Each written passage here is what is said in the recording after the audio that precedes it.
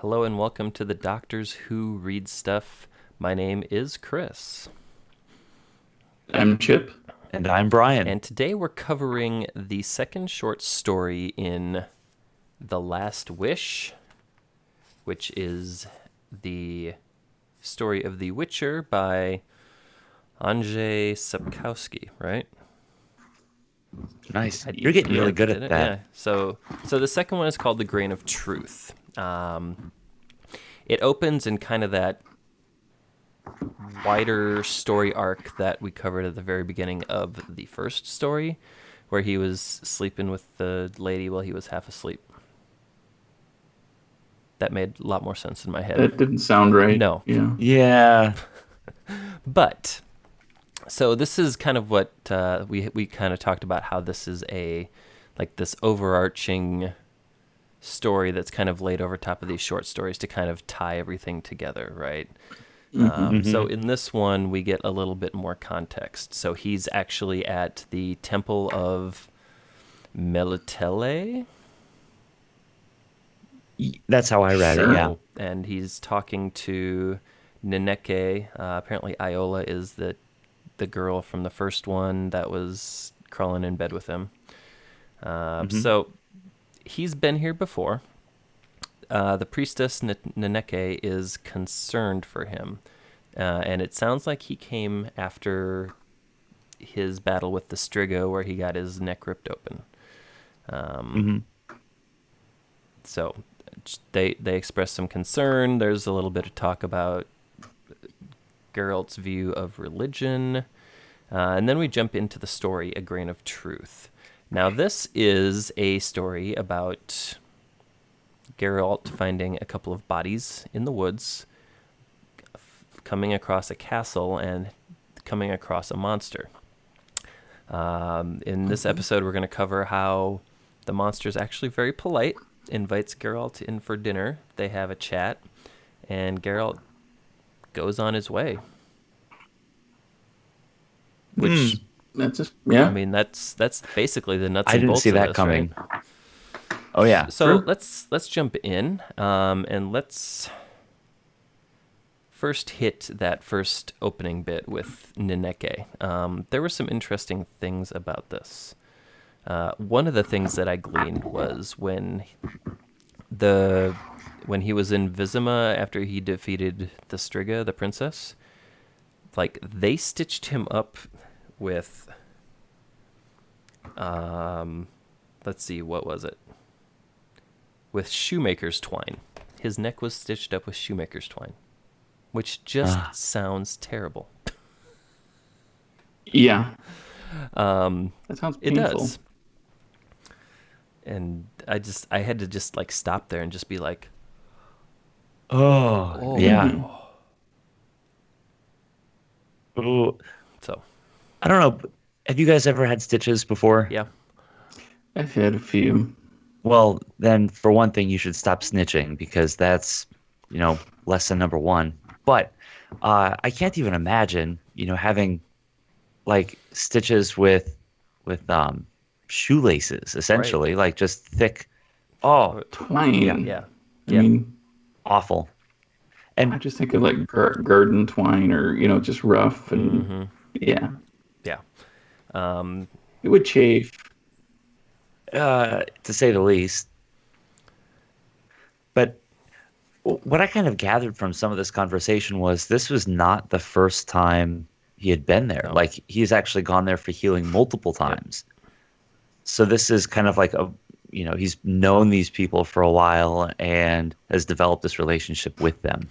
Yeah. Did Well, it's interesting too when they are. I don't remember who it was that asked him if it was Melatelli but she basically chided him to say, it's terrible to let yourself be slashed like this by an ordinary striga. Yeah.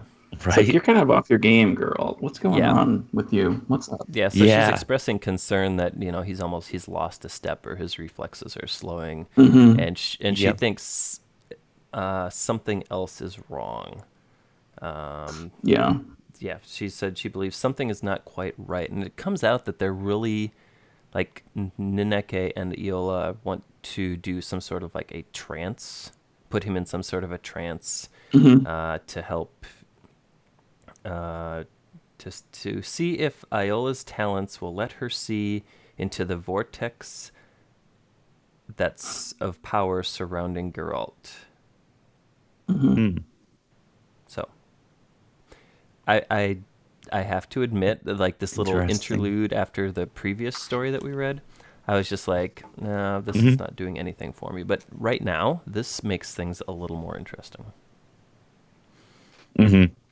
And Yeah, it's like there's just a few little nuggets that are kind of peppered in here that make it interesting to yeah, me. But and yeah, I was kind of with you when I read through it the first time. It's kind of like, yeah, okay, they're just kind of tying these things together. But yeah, but there's something I else there. wonder, yeah, and I'm curious. I wonder how or when they wrote this, or when Andrzej wrote this piece versus when he wrote the short stories, and if Hmm. a publisher kind of It's like, pushed him to do this, or he right. thought of doing it, or how they kind of came up with the idea to kind of stitch these together. See how I brought it Yeah, back good to job. stitches. Yeah. Mm. Hmm. This kind of reminds me if you guys have seen the Netflix Daredevil series. It kind of reminds me of Matt Murdock's relationship with the nun. Oh yeah, Just, I just kind of kind of, forgot about that. yeah, It's been a just few kind of that years. It's same been a long dynamic time. where they clearly know each other. He's not overly religious. She's resigned to the fact that he's just a blockhead, and but she still cares and still tries to help. So, yeah, Hmm. um, Yeah. it, Hmm. yeah. Have we hit all we need to hit here? I think this is all we really Okay, know for now. I feel like as we get into more of these interludes, hopefully we'll be able to expound a little bit further on some sure. of these nuggets. Nuggets. Yeah. Yeah. Yeah. All right, let's jump into a grain of truth. So, this one starts with Geralt just like he's traveling. He's in the woods. He's traveling and he's on kind of a main road, but he's looking for like a shorter path through the valley that he's Mm-hmm. traveling in. Or and you notice some birds circling an area. So he kind of takes Roach, his horse, in to Yeah. investigate. So, and let's just kind of refresh our memory here, and let's look at the map real quick and just figure out where we are in relation to where we were last time.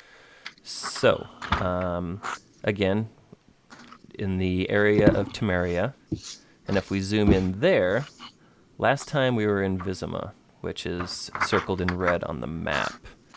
Now, at this point, we are up here near Miravel. So that's kind of where we are currently. Sorry, I just wanted to give everybody just some context before we Mhm. jump in as to what exactly we're looking at. No, I appreciate that, especially because as we start venturing out away from the populated towns, we are, kind of out in no Yeah. man's land. Yep. So, So he's searching for this alternate path, and he kind of takes time to notice some of the birds, and they're kind of like circling like something's dead. Yeah. And as it turns out, it's two people. hmm, Yeah, it's like a man and a woman, and he kind of searches both of them, and they're both good and dead. But he finds a blue rose on that the woman was. I can't remember if she was wearing it or whole. She It was, hmm, yeah. was. I think when he You when know, he turned her over, maybe, yeah. that was it. And he just. I remember it was kind of striking because it's an unusual color, and the book even mentions. It's just it was an odd color for a rose, and Mm-hmm. so anyway, you and he, know. he kind of looks at he almost examines it like a detective looks at a crime scene. The way he's Yeah. kind of poring over, like, all right, well, it looks like the body was drugged and it looked like there was some sort of, bite marks. It didn't sit well with him. So he Hmm. kind of decides to go investigate it further. Like, I Yeah. thought that was kind of fun. In the first episode, it was more or less uh, Witcher the healer, and this one it's like Witcher the detective. So Yeah. it's really kind of like a beginning of a Well, and whodunit when sort of he mystery. examines the bite marks too, Yeah. he immediately becomes cautious. Like he's careful. Like he's like looking around. He's getting his sword ready because he's Mm-hmm. uncertain what would cause this. So that's Yeah. if he doesn't know what's up initially, then that's probably some cause to be concerned. Yes. But he came across a tower, or he saw a tower from the distance, and he approached. And Roach, who is his horse, um, who he talks to like a person, which is cool. I mean, I talk to my dog like she's a person, so there's that. Yeah. No, actually, this brings a good point where have we, can we say that maybe he has, especially as a Witcher, where he connects and can like talk with monsters? Do you suppose, like to some degree, he's just better with animals in general?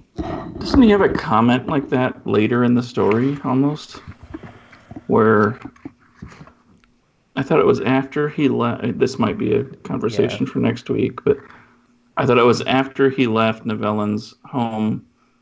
His horse gets spooked about something with like a circle of mushrooms or a Mm-hmm. crown of mushrooms, Yeah. and where is it? I know what you mean. It's in But part yeah, 4, I think.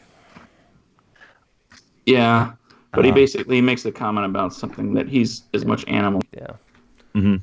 Yeah, but that's probably a next episode Yeah, he conversation. he But says something about animals like me. yeah, Yeah, so basically, yeah. So I think you're onto something there, Brian. That he does kind of have more of an affinity or more in common with animals, and almost sees himself as maybe more animal than human. He's not human, so right, he used to be. right. We'll get into that here in a few minutes. But Mhm. yeah, Yeah, he's seen this tower and he's seen kind of this compound Mm-hmm. and He, he starts to approach but it. he has the feeling of being watched. and Roach Yes. again kind of gets twitchy and restless, doesn't Yes. he? Yeah. And Geralt uses some spell to calm him down. But then they see like a young girl in the distance or up on the slope of the hill that they just Mm-hmm. come down, She's wasn't it? dressed all in white, and like he waves, but Mm-hmm. I don't. I think she like runs off or something, right? Yeah, and something about the length of her skirt didn't slow her down. Like it was Yeah. almost unnatural how she Yeah, was greetings, moving. he Mm-hmm. said, raising his hand in a friendly gesture. He took a step toward the girl. She turned her head a little, following his movements. Her face was pale, her eyes black and enormous. The smile vanished from her face as though wiped away with a cloth. He took another step, leaves rustled underfoot, and the girl ran down the slope like a deer, flitting between the hazel bushes. She was no more than a white streak as she disappeared into the depths of the forest. So, yeah. Very fishy.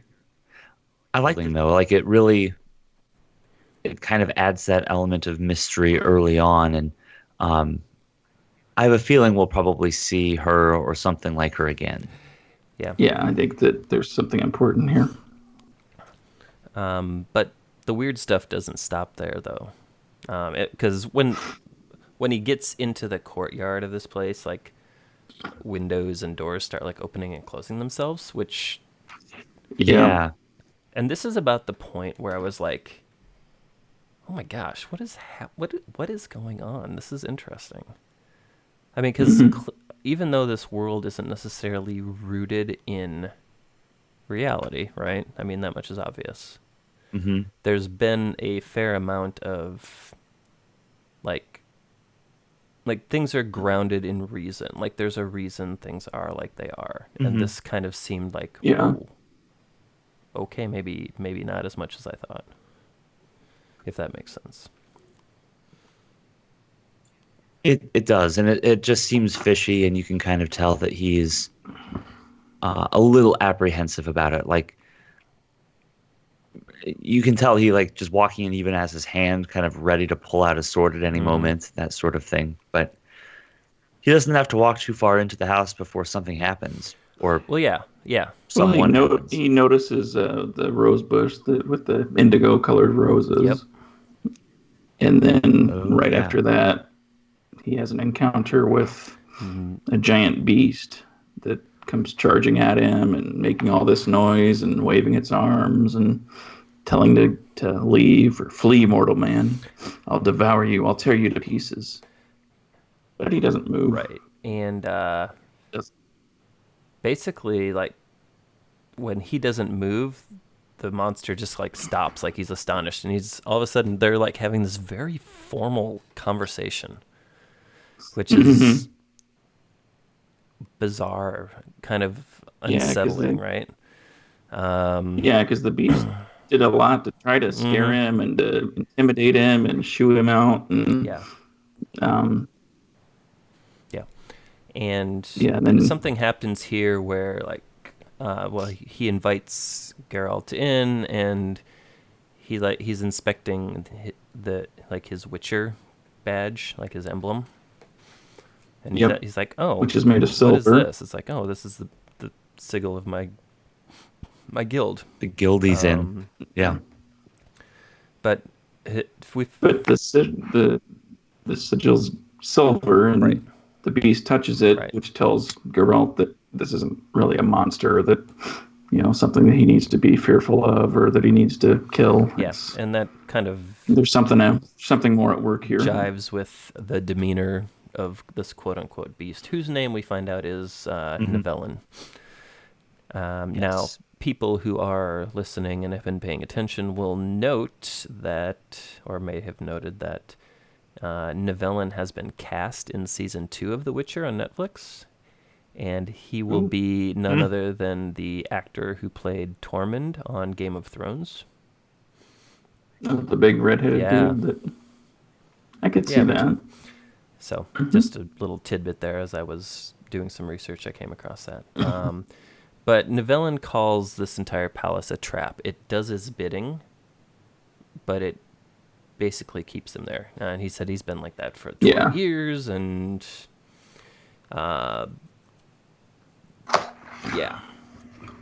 So he eventually, just like Geralt's been trying to find out more about him, he's been trying to find out more about Geralt because he like tricks him by pointing out what he used to look like and pointing out a portrait that is like obscured by shadows and dust and cobwebs that Geralt can make out just fine. And yeah, but it was kind of a distance away from the Yeah. table that most men would, or most humans would have to get up Yep. and walk across the room to see it. Yeah. And he gets out of Geralt that he's a Witcher, and they have like this standoff where they're like, okay, you've got your sword. I can still probably take you. And Geralt says, but you're not a monster. Because you've been touching the silver platters and you've touched this, and Yeah. I kill monsters and you're not one. So they kind of sit down and they finish eating. I find Nivellan's story, like his origin, very interesting. Yeah. I mean, it was kind of a bummer, actually. Like, he was like this pale, weak kid. His father and his grandfather basically ran the castle. I think they said, like, his grandfather was never the same after he got hit in the head with a morning star or something like that. Yeah. Yeah. Well, Yeah. well, didn't they like prey on Yeah. travelers that were coming Yes. through, and they'd stole from merchants and had this big hoard of stuff that they'd amassed in the basement of the keep Yep. or the castle that they're at, and then Yeah. And then when the father was killed and he became kind of the heir, the crew that his father and grandfather had put together kind of like used him and convinced him to do things that his father and his grandfather wouldn't have done. And eventually yeah, they decided to rob from a temple and the priestess cursed him. And Geralt, he didn't know the name of the temple, Yeah. but Geralt was like, oh, after he described it, he's like, okay, well, you're screwed. I can't do anything. yeah, So, they talk about the girl in the woods. No, actually, let's back up a little bit because They talk about They talk about there's more there. a lot more. Yeah.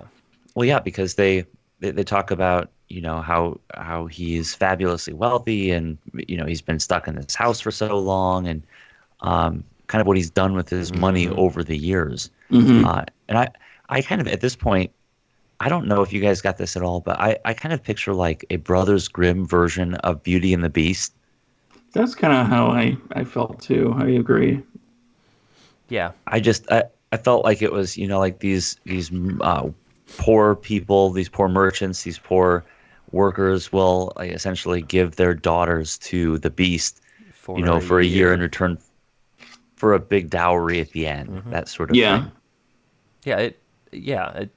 It's clear that he took like Beauty and the Beast as like a template for this, and he's like, how can we kind of turn it on Uh-huh. its head? So, Yeah. um, But I thought it was interesting that the beast, from what we know so far, is far less of a beast and more of a man than yeah, was in the Disney version. right. So, Yeah. But after he talks about how many farm merchants' daughters stayed with him and how like uh, eventually like the girl in the woods comes up, Hmm. and Oh, I thought didn't Geralt ask him if he lived alone, or said I said something about I know that you don't live by yourself here. and Nivellan had noticed that he was like looking, expecting somebody else to pop in at any time, but Hmm. hmm they talk about her, and Geralt believes her to be a Rusalka. She speaks in strange languages. She doesn't eat human food. She disappears in the forests for days on end. Um, and he mentioned, I think Nivellan, as Geralt was leaving, mentioned that the two corpses Geralt found had been here like 3 days before. Yep. So yep. we, at this point, I think we get the impression that Vereena, the chick that is probably really the monster, is the one preying on these people. Yep. So, yeah. So this is really like the first half of this is really just building up the backstory and everything that's led to this point. Yeah, I'd say that this has been like a very much a character building portion, and I know if you look at our actual reading, this probably encompassed about three-quarters of the entire I think chapter. you're right. Yeah. But I think it really it did a good job building it. It had a nice arc to it. It was a really cool twist that the villain, who we thought was the villain, the bareheaded Nivellan, came running in, and we just kind of expected, all right, this is going to be a big fight right at the beginning. But it really played out a lot differently than I expected. Yeah. So next week we're going to cover the second part of this. We're going to see what happened since Geralt's on his way out. He's leaving, and there's going to be some monster fighting happening. Otherwise, it's probably not a Witcher story. So Good point. That's what Witchers that is do. what Witchers do.